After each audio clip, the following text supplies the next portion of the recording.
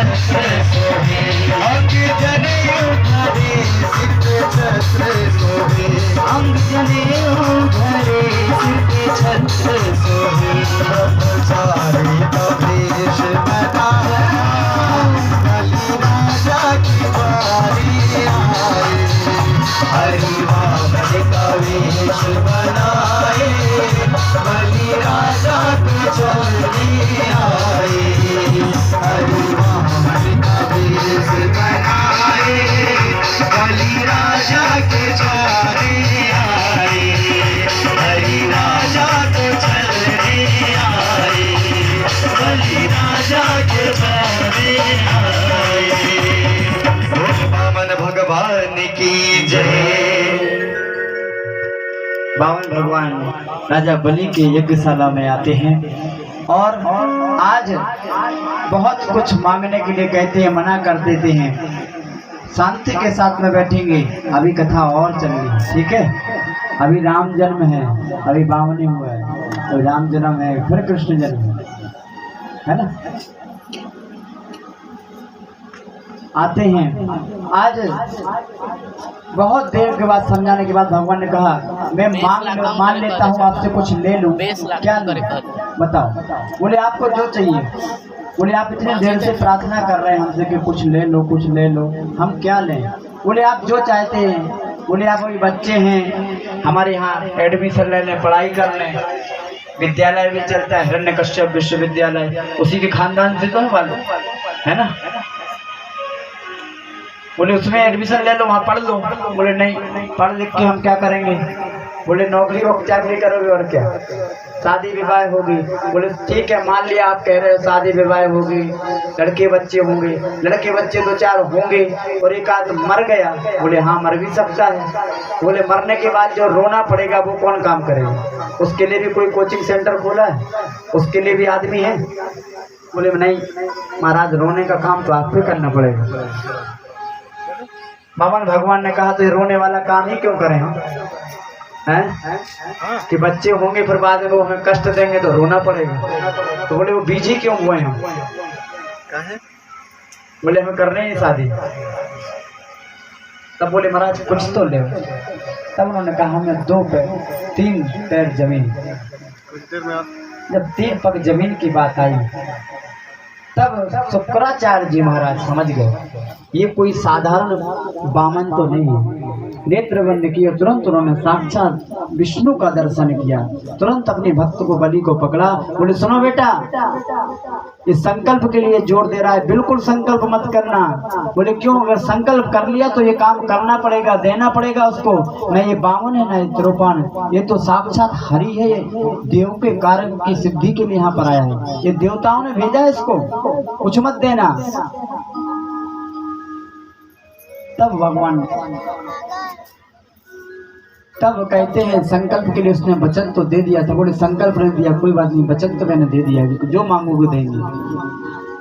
कहते हैं संकल्प होने लगा। भगवान ने भी कहा, बामन भगवान ही बोले बाल के पक्के, बोले हम बिना संकल्प की कोई चीज लेंगे भी नहीं, हम संकल्प लेंगे।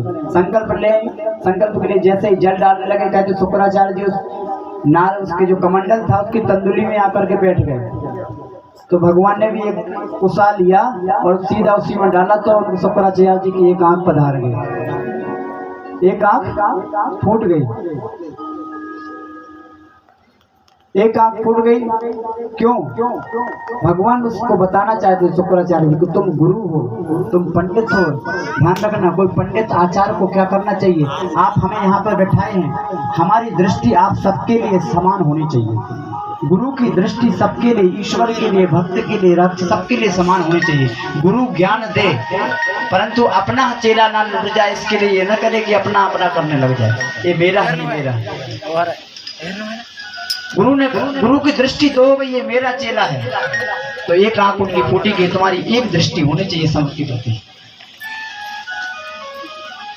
दूसरी बात, गुरुजी कह रहे हैं बेटा यहाँ पर तुम झूठ बोल लोगे तो पाप नहीं लगेगा। कुछ जगह ऐसी हैं जहाँ झूठ बोलने का पाप नहीं लगता है। बोले कौन कौन सी? स्त्रियां,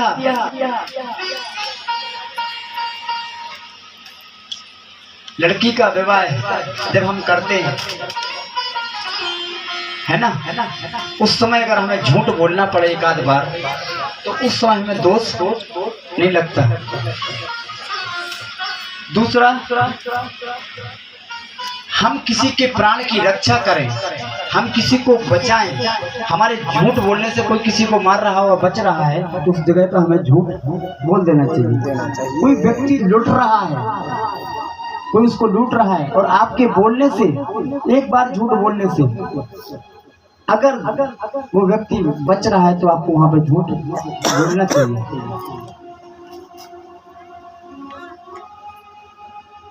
वही गुरु कर रहा है।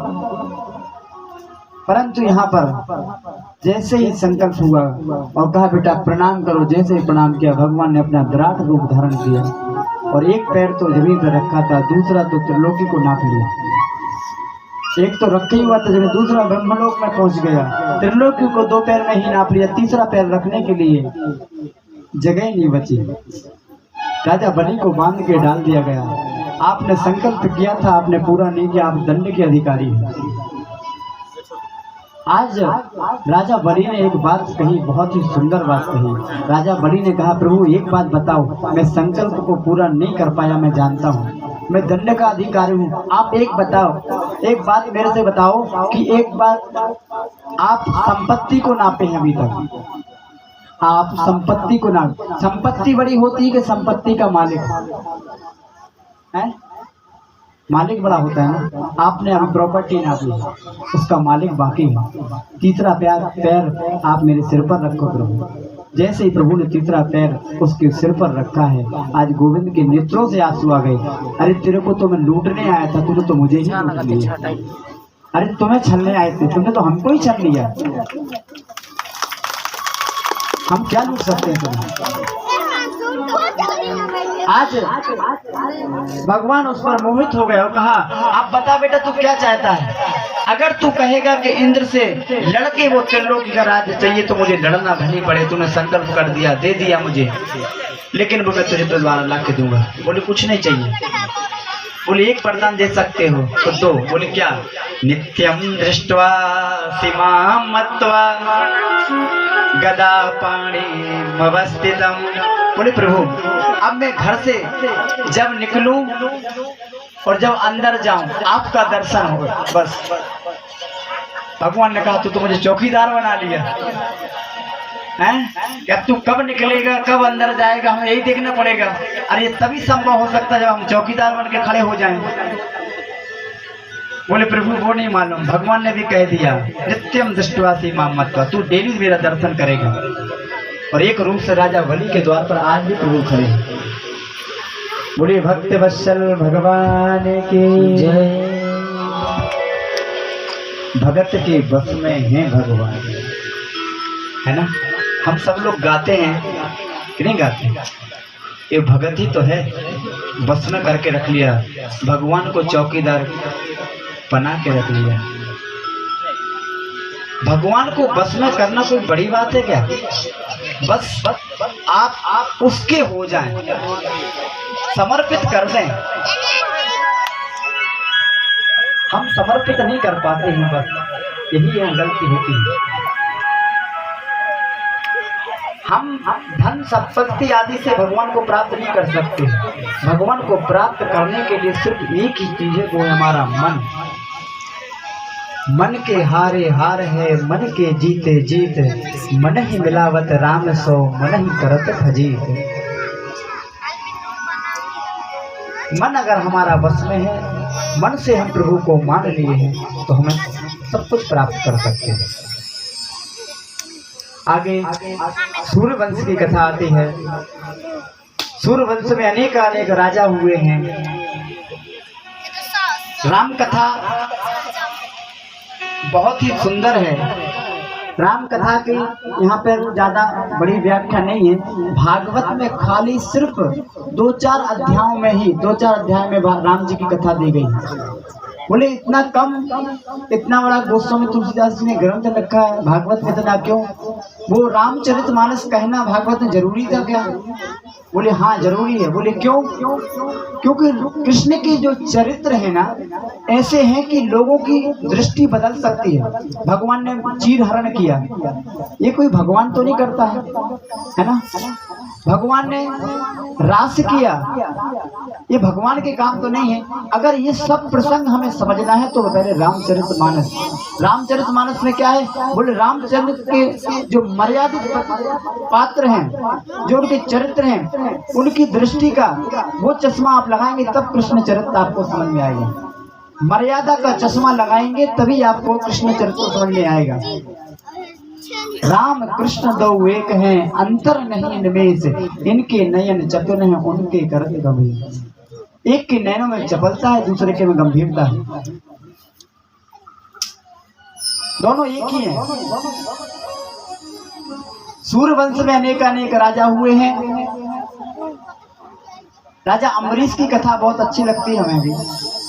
एकादशी का व्रत करते हैं वो।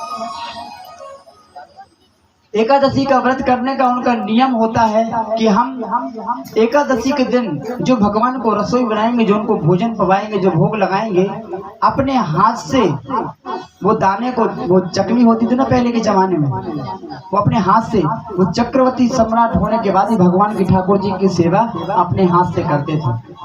हम अगर कोई बड़ी सी नौकरी हमें लग जाती तो हम ठाकुर जी की सेवा नहीं कर पाते। उसके लिए आदमी लगा देते कि भगवान का मंदिर खोल देना, ये कर देना, वो कर देना। गलत नहीं करो, सही है। हम ठाकुर जी की सेवा अपने हाथ से करें और जितना हो सके शुद्धता पवित्रता का ध्यान रखें। वो अपने हाथ से ठाकुर जी की सेवा करते थे और उनको भगवान का धाम प्राप्त हुआ। वो एकादशी का व्रत इस भाव से करते थे। कल हम इस कथा के प्रवेश करेंगे। आज थोड़ा सा समय बहुत कम है क्योंकि कृष्ण चरित्र थोड़ा सा लंबा भी है और आज जन्म है तो हम सोच रहे हैं थोड़ा जन्म अच्छे से मना लें, है ना। आप लोग आए हैं तो थोड़ा बहुत नाच गा भी ले, उसके लिए बेटे महाराज कथा कल से तो नाचने वाली कथा ही है, हो गया आज, है ना। कल एक और बात, कल यहाँ पर गोवर्धन पूजा होगी और गिरिराज जी की पूजन कैसे होना है, हम लोग गिरिराज जी की गोद में बैठ करके ये कथा सुन रहे हैं और कर रहे हैं। तो कल गिरिराज जी की परिक्रमा या पूजन वैसे नहीं करेंगे। हम सब लोग बैठ के, जितने लोग यहाँ बैठे हैं, नीचे उतर के पैदल परिक्रमा करेंगे गिरिराज जी की। जो लोग गिरिराज जी वहाँ नहीं पहुंचे, आज तक दर्शन नहीं किए हैं, वहाँ की परिक्रमा नहीं की, वो आज आपके गांव में यहाँ करके बैठ करके जो फल वहाँ मिलता है वो फल आपको यहीं मिलेगा। बस आप भाव से जो चाहे गिरिराज जी से मांगना और गिरिराज जी की परिक्रमा उस भाव से करना, निश्चित रूप से आपकी मनोकामना पूर्ण होगी। दूध की परिक्रमा होगी, दूध से सब लोग परिक्रमा करेंगे। दूध ज्यादा नहीं लगेगा, एक मटकी, कम से कम 5 मटकी बना लेंगे, उसमें एक छोटा सा छेद कर लेंगे या नाल धागा डाल लेंगे। मुश्किल से 1-2-4 लीटर में आराम से 1 कलश लेकर के हो सकती है। 10 लीटर दूध में हम लोग परिक्रमा कर लेंगे। थोड़ा थोड़ा सब लोग दूध लेकर के आएंगे और कल यहाँ पर 56 भोग का प्रसाद लगाए, 56 भोग, तो वो उसका भी दर्शन करेंगे। हम लोग गिरिराज जी को 56 भोग लगाएंगे, ठीक है। बोल गिरिराज महाराज की जय।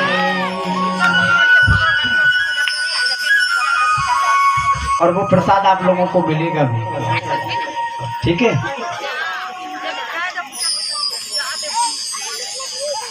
अम्बरीश जी की कथा हम लोग रामचरितमानस का सिर्फ थोड़ा सा स्पर्श करेंगे। राम कथा में महाराज दशरथ को एक दिन अपने सिर में सफेद बाल दिख गया और वो समझ गए कि हमारा जीवन आ चुका, अभी तक राम जी नहीं आए। वर तो मिला था, यज्ञ करवाया, गुरु को बताया, यज्ञ हुआ, भगवान स्वयं साक्षी बनकर के चरु लेकर के आए, माताओं को दिया और चारों भाइयों ने सुंदर सा जन्म लिया। रामचरितमानस छोड़ ही लेंगे। जन्म लेने के बाद इनका विवाह हुआ। विवाह होने के बाद सब लोग जानते हैं वनवास हुआ। रावण और कंस आदि दैत्यों को प्रभु ने मारा। बड़ा ही सुंदर प्रसंग, हनुमान जी महाराज से इनकी मैत्री हुई। रामचरितमानस इतना संक्षिप्त कहना बड़ा ही अजीब लगता है। इनके जन्म में क्या होता है? हनुमान जी महाराज कैसे मिलते हैं? हनुमान जी की कथा में दृष्टि डालें। जब सीता का हरण हो गया,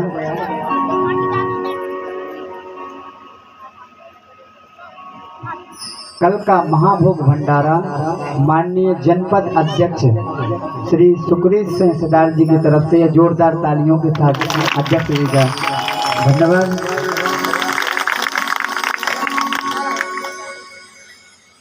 आप सबकी तरफ से ही यहाँ पे भंडारा चल रहा है। पहले दिन जब हम यहाँ आए थे तब यहाँ लग रहा था कि एक एक दिन का भंडारा कैसे होगा, और आज समिति वाले जब अभी दोपहर में मिलने आए तब उन्होंने कहा महाराज जी भंडारे की संख्या पूरी हो चुकी है, सब लोगों ने अपना अपना सहयोग दे दिया। एक बार सब लोग अपने लिए ताली बजा लो। बोलिए वृंदावन बिहारी लाल की जय हो। सच में ये बड़े कार्य एक व्यक्ति नहीं कर सकता जब तक सबका सहयोग नहीं होता है। आप सभी ग्रामवासियों ने ये मिलकर के जो इतना बड़ा संकल्प लिया था वो आज पूर्णता की ओर ही है, और यह कार्य आपके गांव में हमेशा होता रहे, भागवत ऐसे ही चलती रहे निरंतर। एक दिन का भंडारा नहीं, भैया बता रहे थे कि भैया महाराज जी सामान्य रूप से कथा हो जाएगी। मैंने कहा कथा शुरू होने चाहिए, मैं पत्थर पे बैठ के करके चला जाऊंगा, जो व्यवस्था होगी करेंगे अपन। तो कराने वाला तो वो बैठा है ना, हम सब तो माध्यम बने हैं।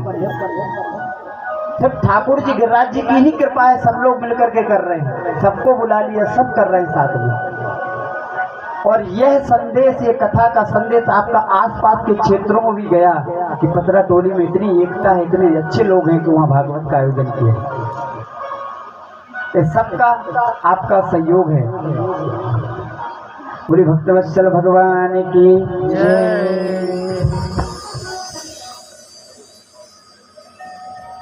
हनुमान जी का प्रसंग, जब वो अशोक वाटिका में थे तो हनुमान जी महाराज कहाँ पर थे? अशोक पेड़ के ऊपर। कहाँ पर थे? ऊपर, जानते सब है ना। और माता जानकी कहाँ पर थे? नीचे, है ना। रावण आकर के इनको डांट रहा था कि अंदर चलो एक बार, परंतु ये एक तिनके का सहारा लेकर के रावण को डांट रहे थे।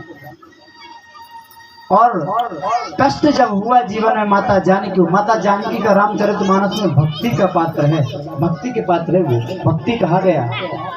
भक्ति में जीवन कष्ट, हमेशा कष्ट ही होता है, वो भक्ति के रूप में आई है, इसलिए उनके जीवन में इतनी विपत्ति आई है। जो भी भजन करता है, भक्त होता है, उसके जीवन में परिस्थितियों में कष्ट तो जरूर आते हैं, परंतु वो घबराता नहीं है। वो एक चीज का अनुभव करता है कि भगवान की कृपा हमारे साथ में है। उनके जीवन में जब कष्ट आया, हमारे आपके जीवन में भी कष्ट जब आता है तो क्या होता है? हम लोग घबरा जाते हैं। हमारे जीवन में कष्ट सामने आते हैं तो दिखाई पड़ते हैं, परंतु भगवान की कृपा ऊपर होती वो हमें दिखाई नहीं पड़ती। और भगवान ने कृपा रूप में हनुमान जी को भेजा है कि जाओ हनुमान जी, देख करके आओ। कृपा ऊपर होती है इसलिए दिखती नहीं है, कष्ट सामने होते हैं इसलिए दिखते हैं। कृपा का समाधान करने हनुमान जी आए हैं और करके भी गए हैं। राम जी ने ये नहीं कहा था लंका दहन करके आना, राम जी ने कहा था सिर्फ देख करके आना, माता जानकी का पता करके आना। आधा काम तो वो अपने आप ही कर गए। आप पूर्ण समर्पित होंगे भक्ति में तो भगवान आपकी रक्षा जरूर करेंगे। और कहते हैं फिर अब इतने बलवान थे तो फिर हनुमान जी बंद क्यों गए? हनुमान जी वहां जाकर के बंद क्यों गए? मेघनाथ ने जब बांध लिया, कैसे बांध लिया? बोले हम बंधते नहीं, बोले हम तो बड़े के ब्रह्मा के बंधन में बंधे, इनके बंधन में नहीं। हम बड़ों की मर्यादा करते हैं, ब्रह्मास्त्र उसने भेजा है इसलिए बंध गए। इसको मैं तोड़ सकता था। ध्यान रखना, बड़े बुजुर्गों की मर्यादा करना हनुमान जी ने सिखाया। बुजुर्गों का हमेशा सम्मान करना चाहिए। राम जी का पूरा राज्य चला गया था, वो पूरा राज्य उनको इसलिए मिल गया क्योंकि बुजुर्गों का सम्मान करते थे। जब उनको वनवास हुआ, सुमंत जी मिलने के लिए जब वन में आए तो कहते आदर कीन पिता सम लेखा। सुमंत जी को पिता के बराबर आदर सम्मान दिया राम जी ने। और रावण का राज्य सोने की लंका थी, क्यों चली गई? क्योंकि उसके घर में भी एक वृद्ध है, उसका ससुर ही है माल्यवंत, वो भी मंत्री है। उसने कहा राम जी की शरण में चला जा, तो कह रहे बूढ़े भयो न तो मरता हूं तो ही, तू तो बूढ़ा हो गया, नहीं तो मार डालता तुझे। उसका खोया, बुजुर्गों का सम्मान नहीं किया, उसने पूरा राज्य उसका चला गया। था भरा सोना थला थल लंक की दीवार में, एक रत्ती ना मिला रावण को मरती बार में। इसलिए धर्म करना कर्म करना, लोभ मत धन धाम का, और धर्म ही जाता रहा तो धन रहा किस काम का। हेलो हेलो, हम धनी हो सकते हैं भोले, पर धर्म में नहीं है तो क्या काम का वो हमारा धर्म। विकास भोजन कहांगी से। बुजुर्गों का सम्मान तो हमें करना चाहिए। अभिवादन शीलस्य नित्यम वृद्धो पशोविना चत्वारि तस्य वर्धन्ते आयुर्विद्या यशो बलम। हम बुजुर्गों का सम्मान करते तो हमारी 4 चीजें बढ़ती है, आयु, विद्या, यश और बल। 4 चीजें हमारी बढ़ती हैं। हम बुजुर्गों को धीरे धीरे नकार रहे हैं, सम्मान चला गया। ये कथाएं सुनने से कुछ नहीं होगा। हम अपने घर में जब मर्यादित नहीं जिएंगे, दूसरे की मर्यादा नहीं करेंगे। हमने सुना है एक गांव की सत्य घटना है कि किसी गांव में आग लग गई, सब जलने के लिए मजबूर हो गए। 2 व्यक्ति बचे, एक अंधा और एक लंगड़ा।